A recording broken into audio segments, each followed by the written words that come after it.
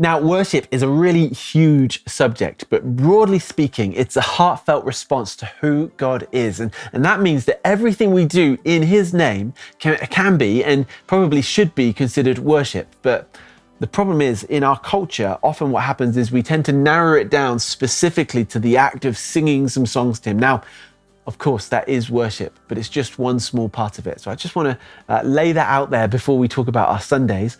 When we come together on a Sunday, we normally sing together for around 30 minutes. We sing old and new songs, hymns, a lot of songs you'd be familiar with in a way that you'd probably be familiar with. But what's perhaps a little bit different about our style of worship as a church is that we love to encourage our congregation to share what God is saying to them for the church that morning. So we leave space in between the songs for people to be able to share what God is saying. Now, there's two reasons for this.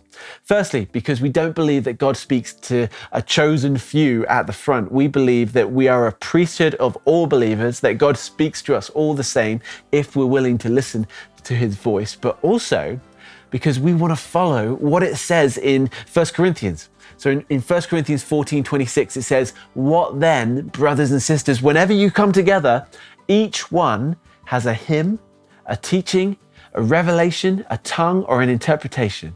Everything is to be done for building up." Now, did you notice that? Now, not the tongues part, although I get that it's very easy to be distracted by that part. Don't miss the main part here. The main point of what Paul is getting at is that whenever we come together, we want as much as possible for our church members to be ready to bring what God is putting on their hearts for our congregation in order to build them up. Why? Because it is a literal command of Scripture. We love that God speaks to all of us, and we'll of course talk more about this in the Holy Spirit video, so feel free to check that out when you get the chance. We'll dig deeper then, but broadly speaking, that's what we want worship to be about, where we all come together to give God the glory that He deserves.